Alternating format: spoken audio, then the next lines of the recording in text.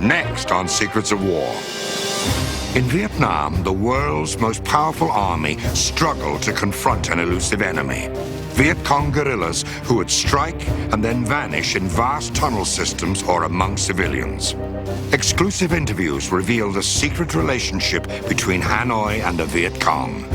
Vietnam, hidden in plain sight, is next on Secrets of War.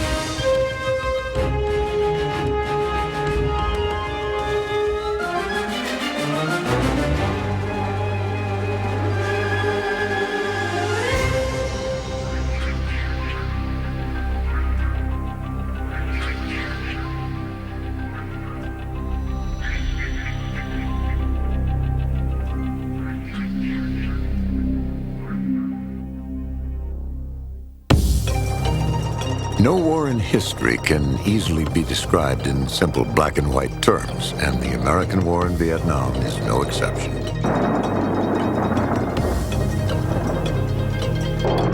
With so many conflicting beliefs and arguable facts, perception often created reality. In a long-ago world caught up in the violent struggle between communism and democracy, truth and fact were routinely manipulated and rearranged in the pursuit of national interests.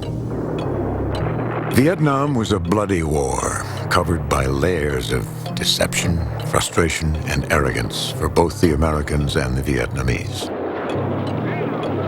A startling illustration of this deception was one of the best-kept secrets of the war. It concerned a brilliant spin fabricated to conceal the true relationship between the Viet Cong National Liberation Front, a supposed insurgent group native to the South, and the North Vietnamese communist leaders in Hanoi. On the surface, there were two armies, one from the North Vietnam Republic and one from the South Vietnam Liberation Front, and two governments, one from the North and one from the South. But in reality, we accepted that there is only one party, one army, one system of leadership, and one red flag with a yellow star.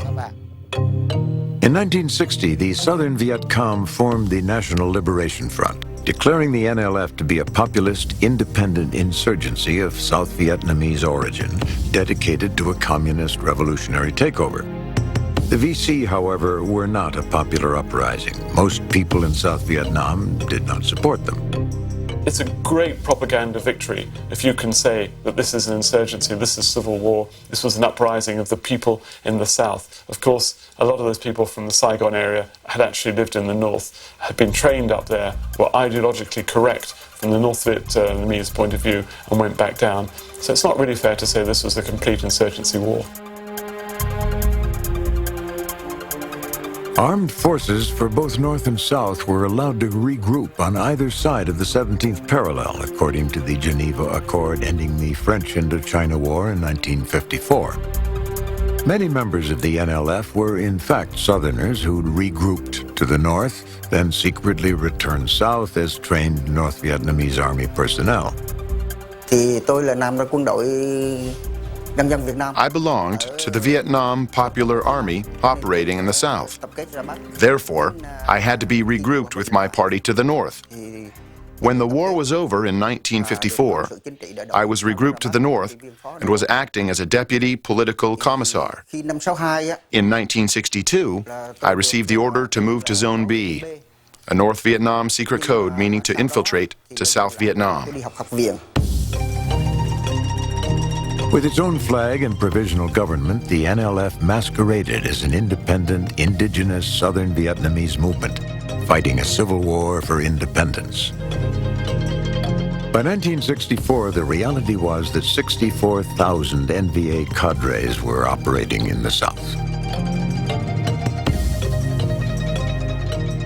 The North Vietnamese always referred to the South Vietnamese as puppets of the Americans. Well, they could have also called their Viet Cong buddies puppets, because it's much truer the Viet Cong, the strings were pulled from Hanoi, and the dance of the Viet Cong was choreographed in Hanoi. From 1957 to its formal inception in 1960 to its political and physical disappearance in 1975, the National Liberation Front was a facade, secretly created, supplied, and dominated by Hanoi. Not for the first time, and surely not for the last, Hanoi had turned perception into reality. The American government knows more than anybody else that the National Liberation Troops were actually North Vietnamese troops. Therefore, when we hear people now say that the Liberation Army came from North Vietnam, we simply laugh, because that is a fact that nobody denies. Hanoi's ruthless dismissal of all NLF political and military representatives in 1975 has never been admitted inside Vietnam to this day. All of the South Vietnamese that served with the Viet Cong were very quickly discharged. Some of them put in re-education camps with their South Vietnamese enemies and were done away with. North Vietnamese leaders took control. As everyone can see, after 1975, the South Vietnam Liberation Front government just disappeared without any fanfare. No one hears about them any longer, and no one sees the flag once representing them. You ask me if this surprises me. Anyone who lives with an oppressive, totalitarian government must not find this surprising. Anything can happen with such a government. This is a tough lesson for me to learn.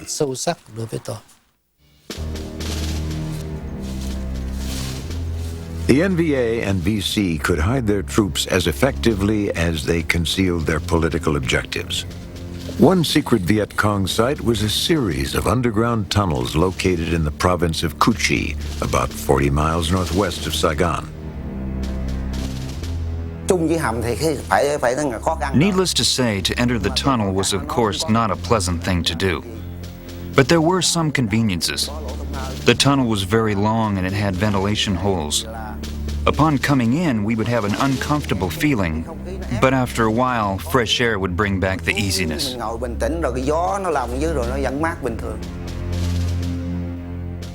The Cu Chi complex was a 155-mile system which honeycombed the area from the Cambodian border to within 22 miles of Saigon.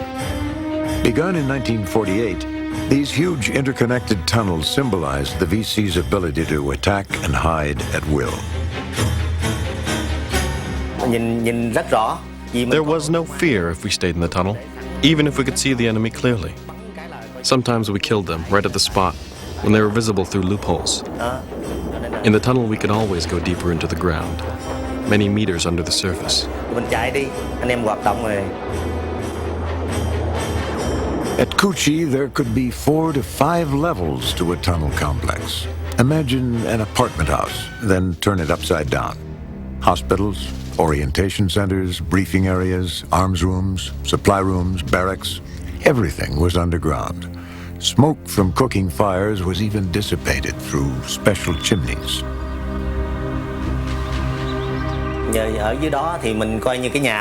We considered the tunnel as our house, so there was no fear. We could live in there for weeks, and as long as we were there, we believed we would not die. Because not any kind of bomb could reach there. And the same went for enemy soldiers. So there was nothing to worry about.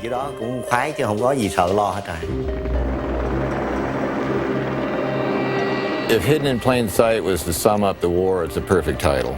I could fly over an area The aircraft would get shot up, and we'd come back around expecting to see Charlie in the open, and we wouldn't, you know? It just rarely happened. They just would drop out of sight. I know we were right over top of them, but hidden in plain sight is what they were. Despite their ability to hide from their enemies, life in the tunnels and the surrounding countryside was extremely dangerous. The VC were constantly hunted on the ground and from the air.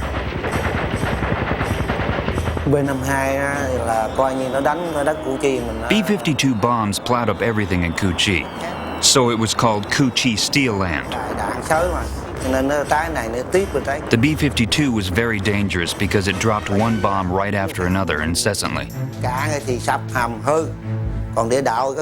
Shelters were collapsed. Tunnels were cut right at the backbone. It was dangerous because it deeply affected the spirits of our men. The tunnels were virtually impossible to detect unless walked upon. The telltale hollow sound was the only indication of the secret chambers below. For certain American soldiers, known as tunnel rats, following the VC down into the darkness was a frightening and dangerous mission. I would say American soldiers were very brave. For example, the American force called the Tunnel Rats hunted VC in the tunnel. If they discovered the tunnel lids, they would not hesitate to enter the tunnel to go after us. So it can be called an overwhelmingly brave action, because to do so, they knew they could face death. A VC tunnel could be over 15 meters deep and run for miles. These tunnels were protected by booby traps like punji sticks and bouncing Betty mines. But the best protection for the VC was their ability to hide by blending in with the local populace. There are several reasons for that. The first is political, that the government in the South was corrupt and the people did not support it. The second was that the government invited the Americans in, and that was seen as being imperialism. And the third, and perhaps most important, was that the will to fight in the North, the whole political machine in the North was designed to liberate the South. And the communist machine at that time was one that was very difficult to stop.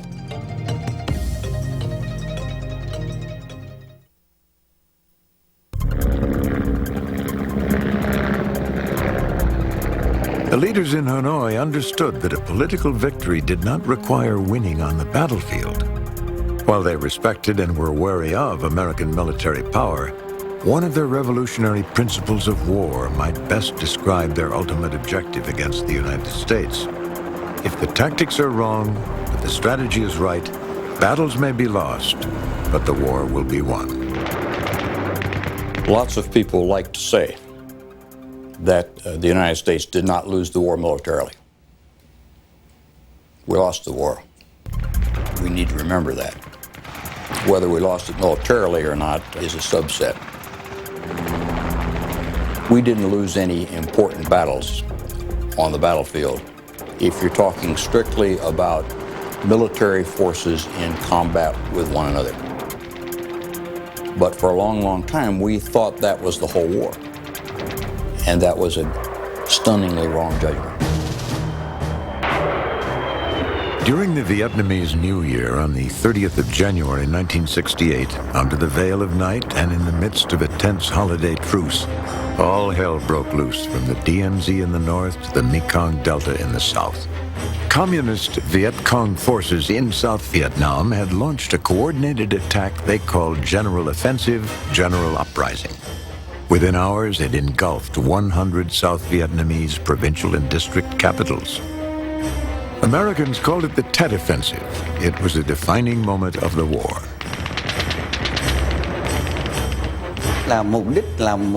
Our objective was a political objective, to create a new political aspect of the war, so the world can see that not even a strong and well-equipped army like the American Armed Forces can repress a nation when it rises. The VC and NVA had been slowly winning the Vietnamese War long before American units landed at Da Nang in March 1965 to prop up the collapsing Saigon regime. By 1967, subsequent massive U.S. buildup of ground units, supported by artillery and jets, had created an expectation of coming victory in American public opinion. Now, with the Tet Offensive, Ho Chi Minh intended to seize the initiative again, no matter how high the cost. I've heard comment that the Tet Offensive was our last big show by the North to try and change the balance of the war. It certainly did a lot to discredit the American involvement in the eyes of the people in continental USA. I'm not sure, however, that it really was that last gasp of action from the North. They had the resources to continue. They would have continued. They'd still be fighting today if America hadn't withdrawn. The first phase of Tet actually began with a series of attacks in late 1967 in the most remote border areas of Vietnam. These attacks were intended to lure American military power away from protecting the urban population centers and expose the South Vietnamese army to attack. The South Vietnamese soldiers, from my point of view, were never equal to the American soldiers, and neither were their commanding officers. Every time we fought them, they ran away, knowing that they could find refuge in their families. They didn't care about discipline when they lost a battle because their commanding officers also ran away.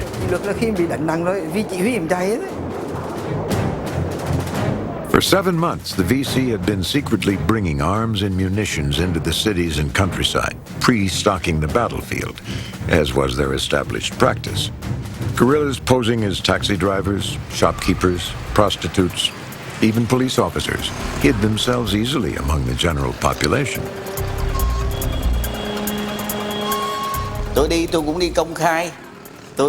I moved openly, disguised as a wealthy capitalist, driving in a Mercedes car, with the chauffeur dressed in the enemy uniform, back and forth, to see if anything had changed in order to modify our plans. They were Vietnamese. All they had to do was walk down the road in anything other than black pajamas, or even in black pajamas, since lots of people wore those anyway, and you'd have no idea that they were on the other side.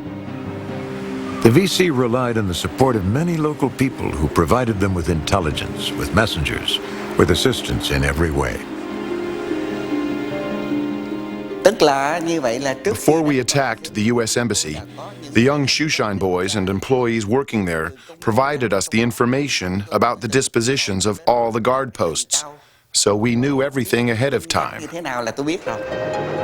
The unparalleled intensity and magnitude of the attack stunned the American and South Vietnamese governments. No Viet Cong main force unit had ever attempted to attack a city before, let alone all the major urban areas simultaneously.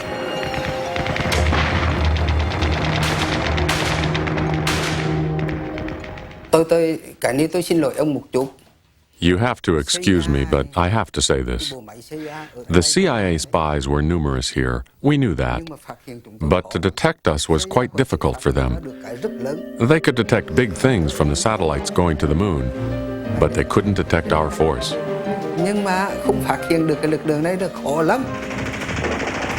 The Americans were like actors on a stage in a darkened theater. Everything they did was witnessed by an unseen enemy who was the audience. The Americans finally realized after Tet that they were strangers in a strange land. It was like being on the moon. We were aliens, and the people no way saw us as the liberators, but down in their hearts they saw us as the evil one, as the enemy. They did everything that they could to deceive us and to provide support to the North Vietnamese or the Viet Cong. The most successful VC assault was at the city of Hue. 2 main force Viet Cong battalions, over 1,000 men, had hidden themselves in this graveyard only 300 meters from a South Vietnamese base. Our first objective was the Saigon troops, generally speaking. But truly, our main objectives were also the enemy administration systems that domineered the cities and districts. We knew that once we attacked the Saigon troops and these controlling administration systems, the Americans would interfere. So they were also our objective, and our predictions were right. On a prearranged signal, the main force Viet Cong 6th Division attacked and occupied the citadel, a walled fort inside the city surrounded by a moat.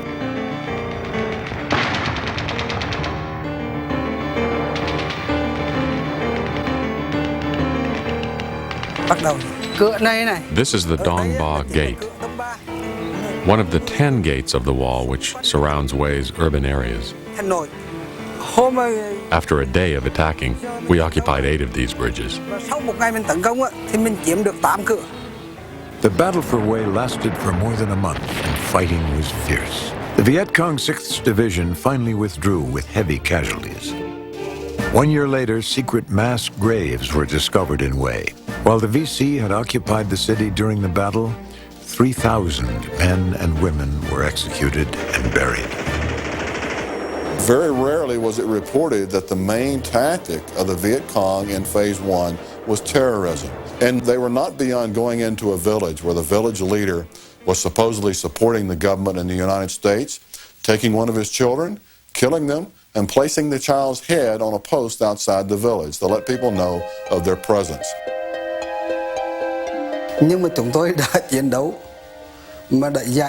When we fought for our nation's liberation, we did not spare any opponent.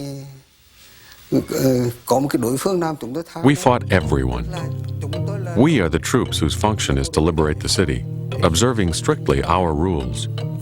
We are fighting for the people. Therefore, we could never do such a thing. However, I repeat, some mistakes might occur during war that we cannot prevent. The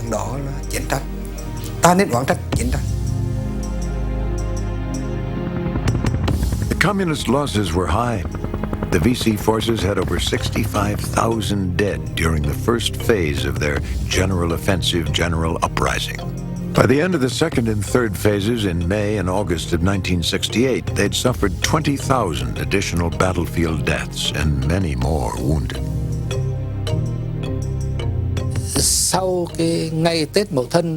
Right after the Tet Offensive in 1968, the American Army and South Vietnamese Army counterattacked and destroyed all the work we had spent 10 to 20 years building up.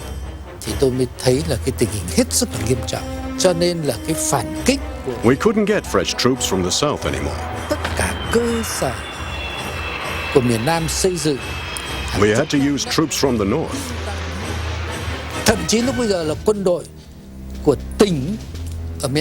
All our infrastructures in the South were wiped out.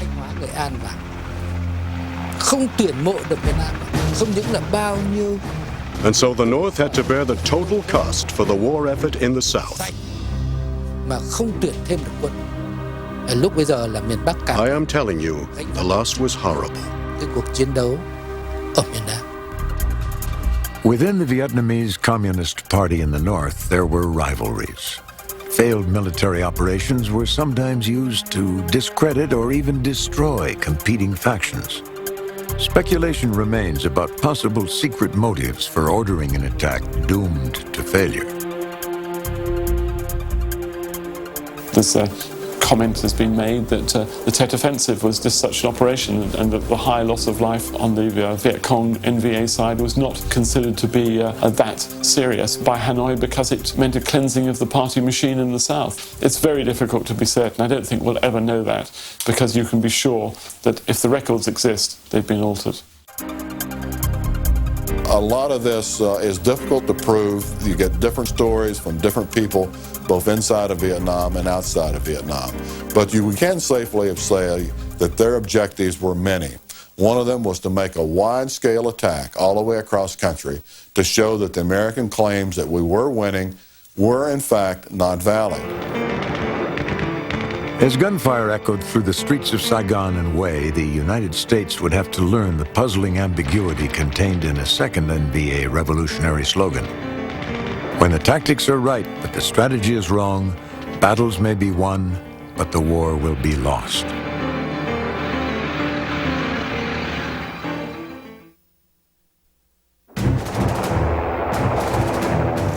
The Vietnam War was unlike any war the American military had ever fought. As powerful as the American military was, it had trained and prepared to fight on a battlefield far different from the rice paddies and mountains of Vietnam. The predominant American strategy was to mass its superior firepower on the enemy through large unit operations. The man who first was the architect of the war, who designed the game plan that would be followed for the next 8 years, William Childs Westmoreland, was an artilleryman who believed in firepower, who believed in using the same kind of techniques that were employed in World War II, wall-to-wall firepower, and punish the enemy in such a pummeling that he will capitulate, he'll run away. And he brought that mentality to Vietnam. The U.S. command strategy was based on a policy of attrition, arrogant in the belief that pure technological superiority would crush the VC guerrillas and the conventional NVA battalions. The Vietnamese were fighting a traditional Maoist-style guerrilla war, as something which has been taught down the years, particularly in Asia, though they are very good at doing it, as against the Americans who were fighting a Western, high-technology war, which wouldn't have been that out of place in Europe in an extension of, say, the Second World War, or if there'd been a fight with the Soviet Union in Europe. Vietnam was not World War II, however. Mesmerized by body counts that firepower could achieve when the communists stood and fought, Westmoreland waged a conventional big unit action war in Vietnam with minimal emphasis on civic action.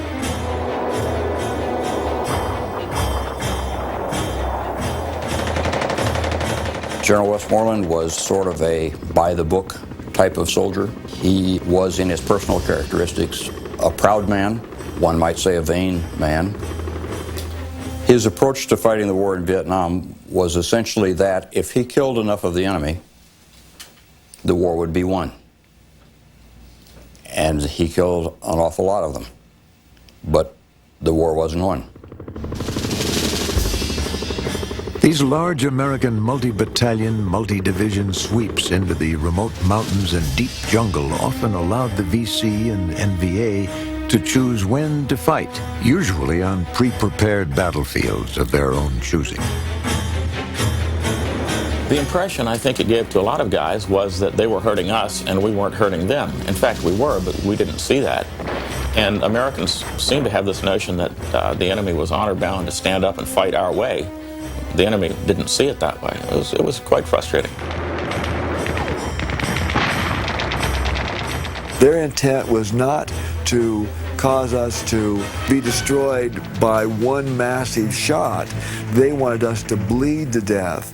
And their target was not the soldier in the field or a military objective in the field. Their target was the minds of the American people. American forces learned that finding an enemy when he didn't want to be found was their biggest challenge. The casualties suffered by American forces were substantial, although the NVA losses were enormous. The advantage of the VC is that we couldn't find them. And essentially what they did was wear us down. They would put mines out, blow up a truck, snipe a few people, kill somebody here, blow this up, burn that, mortar the place, and disappear. It kept our casualties high. Guerrilla groups rarely operated in units larger than 12-man squads. They used triple-layer jungle canopy to hide from American aircraft in the daytime. Larger battalions remained spread out in small groups over a wide area and moved at night to avoid detection. We lost many troops and personnel because of helicopters. Definitely America held the high ground on this. But then we adapt ourselves to helicopters by spreading the troops out and by deception. We gave them false indications of our whereabouts. But the main thing is spreading the troops out. Later on, we were equipped with anti-aircraft missiles, so we used them for counterattacks, or take advantage of forest, mountain, caves, and other natural settings to hide ourselves. The American and South Vietnamese armies hunted their foes by day, while the VC and NVA operated at night. Ultimately, it was the civilian population who was caught in the middle. Well, they wanted to survive, and they did what they needed to survive. They didn't want to be killed by the Viet Cong. They didn't want to be killed by us. They wanted it all to go away.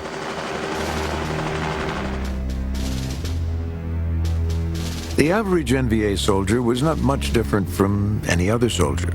He was not a great expert in the jungle, as commonly thought. Most came from Hanoi and Haiphong and other large cities in the north. When he left his home country, he was leaving for the duration of the war. I don't think we thought of communism or whatever, but the feeling or the sense of national independence was burning in many, many of us. And many people were not Communist Party members. You remember in this country we've got only 2 million members of the Communist Party. The rest were not Communist Party members, but they would fight on and on. The jungle was as new to most of the NVA as it was to Americans coming from Chicago or New York. I've read translations of journals. I've talked to enemy prisoners that were just as scared of the snakes and hated the leeches and all the different adversity in the jungle as much as Americans. Of course, there's one big difference. The American was only there generally for 1 year. The North Vietnamese came down the Ho Chi Minh Trail. He knew if he did not end the war, his children, or maybe his children's children, would have to continue the fight. One of the unanswered questions from Vietnam remains the actual number of NVA and VC casualties. Malaria and diseases proved to be as deadly as American bullets.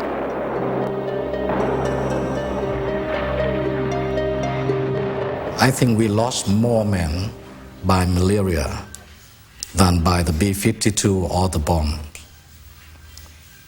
My father went to Central Highland and looked at the book there, and they list so many tens of thousands of soldiers died of malaria. Malaria had been made worse by the lack of supplies and medicines.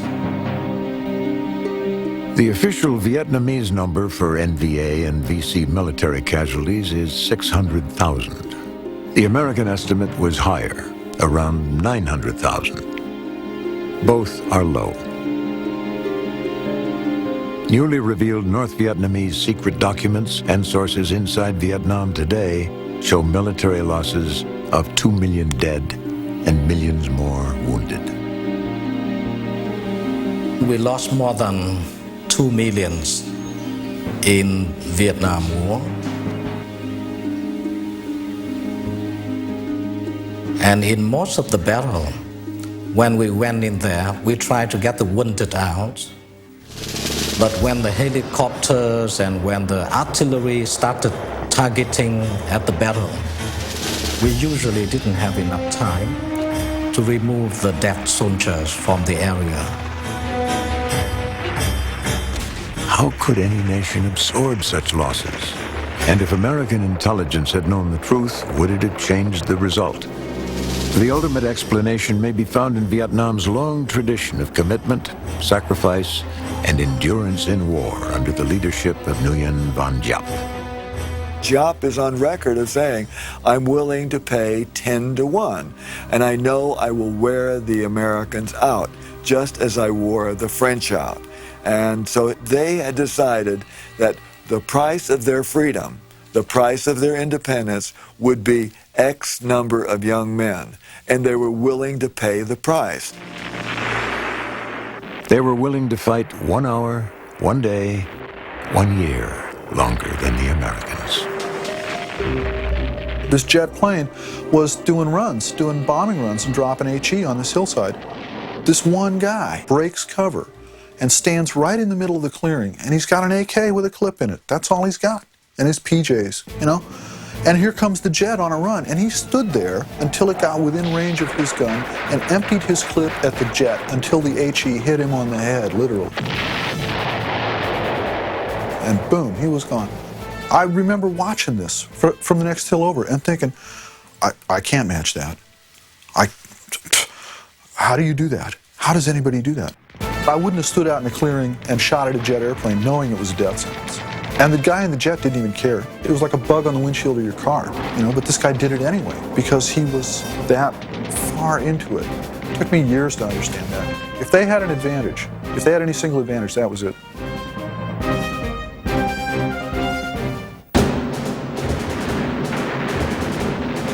Vietnam has a history of resisting foreign invasions dating back thousands of years.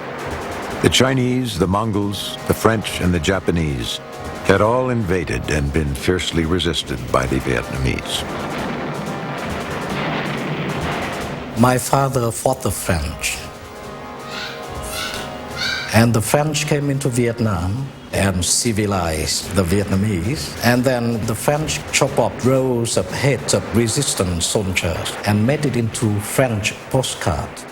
And life under the French colonialism was terrible. So people fought on and on for 100 years to get them out. And we saw no difference between the French involvement and the American involvement here in Vietnam. Just a different slogan.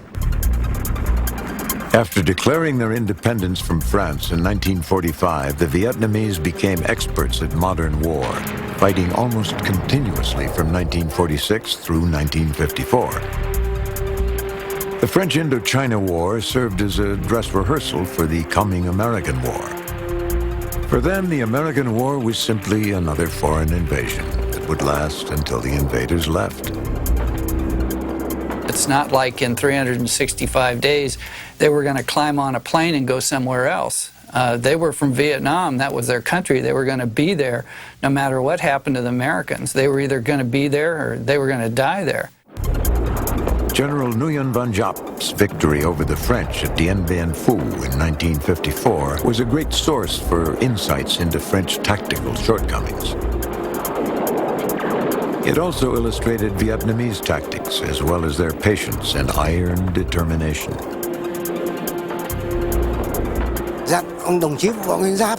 Uncle Ho instructed General Giap, "If you fight, you must win. If you are sure you can win, then fight."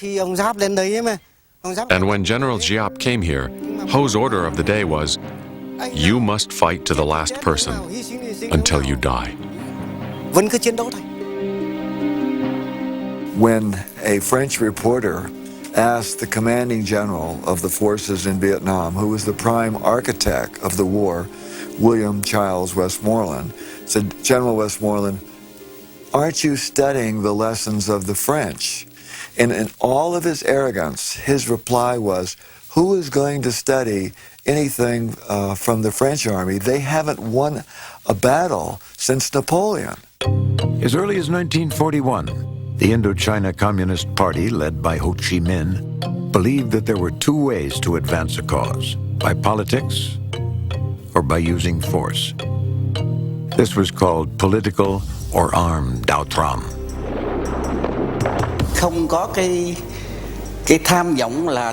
We didn't have the ambition to destroy an army much stronger and way better armed than ours. We wanted to fight in a way to give us a favorable condition to realize our war objectives. Fight militarily, politically, and diplomatically. We had to leave someday. This was a war that for him was not going to be over in 5 minutes. It was a war that he had been fighting against the French for over 90 years. So what if he had to fight the Yanks for 90 years? He wasn't in that big of a hurry. We were. Where previously in history the defeat of a nation's fighting forces meant defeat of the nation, under Đào Tram, if the army is defeated, the struggle continues politically. The nation can never be defeated as long as the will of the people remains strong. A mother and her baby were hiding with other soldiers in a trench when the baby began to cry. To avoid giving away their position, she strangled her own child, sacrificing him to save the lives of the other soldiers. One of the biggest debates in the war were the rules of engagement placed on the military by President Lyndon Johnson. He feared if American military operations were carried out in Laos and Cambodia, it would broaden the war, possibly provoking China to intervene. The enemy didn't as much hide in plain sight as it did parade itself in areas that we had placed off limits to our military forces. We allowed the enemy to have sanctuaries that were extremely important to his conduct of the war.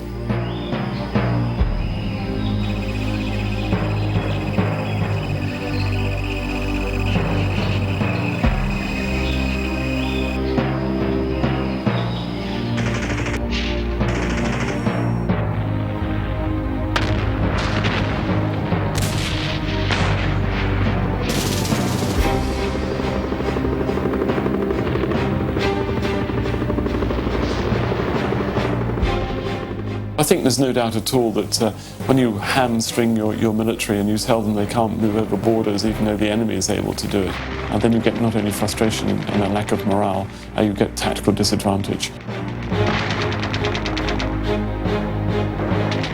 You cannot win the game if you can't cross the 50-yard line. That's the story of the Vietnam War as far as I'm concerned. We had a DMZ. We had a northernmost boundary that we could not cross. And anytime we chased them hard or hit them hard, they could run across to the other side and be safe, and we couldn't chase them there. And we could send planes over to bomb them, but that's bullshit. New information from NVA commanders confirms that an American ground attack earlier in the war would have severely disrupted the NVA supply effort in the south.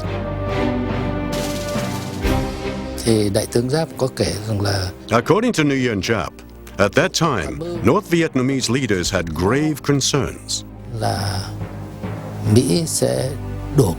They were scared that American troops might land and attack at certain places. Then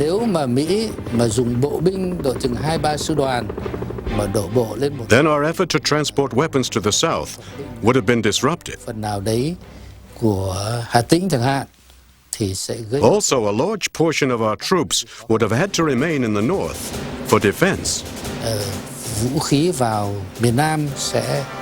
It is our priority to defend the north. Since our resources and headquarters were located there. However, for some reason, America chose not to attack. It was President Richard Nixon who finally approved the sending of American troops into Cambodia on the 1st of May, 1970. What should we have done? We should have rolled them up. Right up to the Chinese border. There would have been fewer boat people, there would have been fewer deaths, they'd all be riding Hondas and have color TVs and wristwatches now, the economy would be stronger, everyone would be happier. There'd be oil platforms in the China Sea, everyone would be richer and happier, you know? We wouldn't have had to go through concentration camps and re-education camps and all of that incredible bullshit. Southeast Asia would be a booming economy now. The incursion into Cambodia bought the U.S. some time. On a tactical sense, it was successful. But at the end of the day, the Americans still faced an enemy embedded among the civil population. The enemy asked the people, "Who feeds the Viet Cong?" They asked because they did not know that the Viet Cong were the people. And the people feed themselves. As simple as that.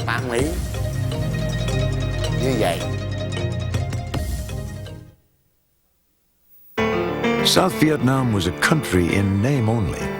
As a nation, South Vietnam was not even the sum of its parts. The South Vietnamese people were much like the Americans under British rule before independence. There were a small core of people that wanted independence. There was a small core of people that wanted to support the communists. And there was a much larger group of people that merely wanted to be left alone. They wanted to farm their rice. They wanted to raise their families, much like people do everywhere. They kind of went with the ebb and flow. Whoever was in charge, whoever had the strength, whether that was the communists or the South Vietnamese, that's the side they supported. The failure of the South Vietnamese army to be consistent in the field, due in large part to its internal corruption as well as U.S. mistrust, became evident as America sought to disengage its ground forces from the war. Our allies were supposed to be the South Vietnamese Army, the Army of the Republic of Vietnam, which wasn't a republic, but never mind. They were in a highly difficult situation. They were drafted by the South Vietnamese government, for which they did not have a great deal of respect, forced into the army and required to fight on behalf of 550,000 white people from outside their country against their own people from the north. They were in a hard place. Again, how would we feel if we were drafted to fight for an invading Asian army in Washington? We wouldn't do it. So they were half-hearted. They didn't know whose side they were on. A country is reflected in its leadership. The invasion of Cambodia, though successful militarily for the U.S., epitomized the corruption at the top of the South Vietnamese army. Military strategies aside, the foremost reason that South Vietnam does not exist today is that it never really existed as a nation, except on paper.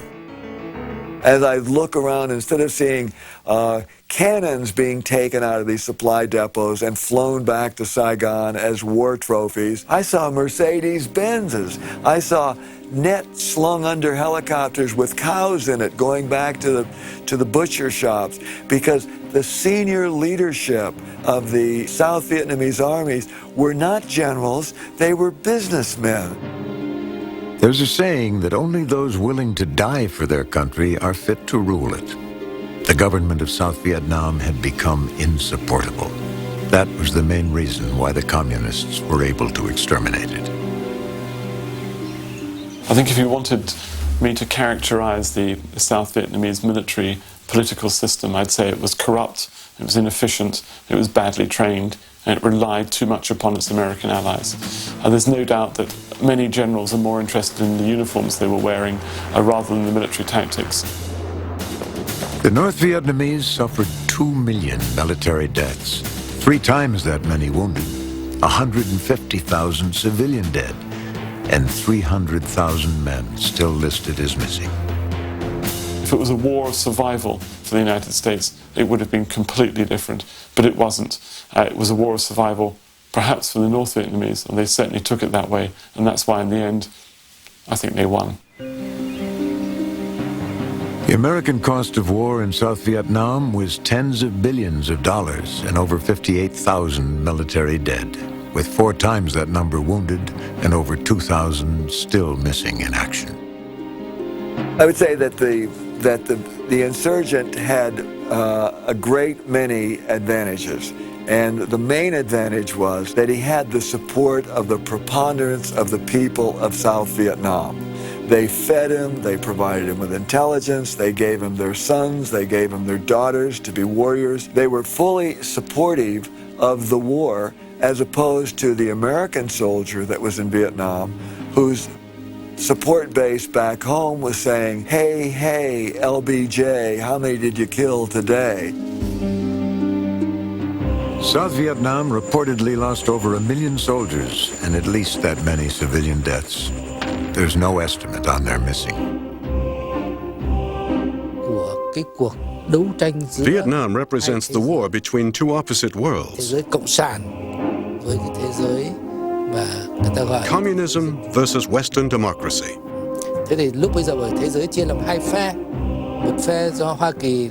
Since back then, the world is divided into 2 sides.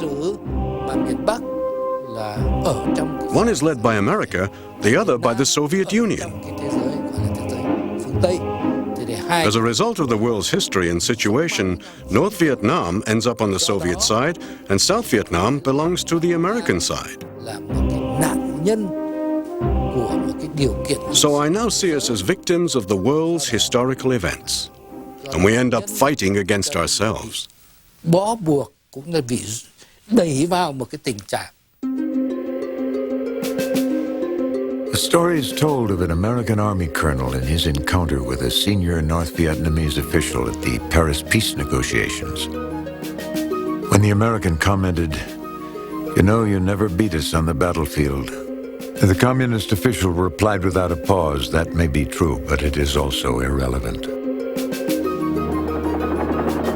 Invisible in the jungle, shielded by the arrogance of their enemy and enduring losses beyond all comprehension, the NVA and VC had hidden themselves in plain sight.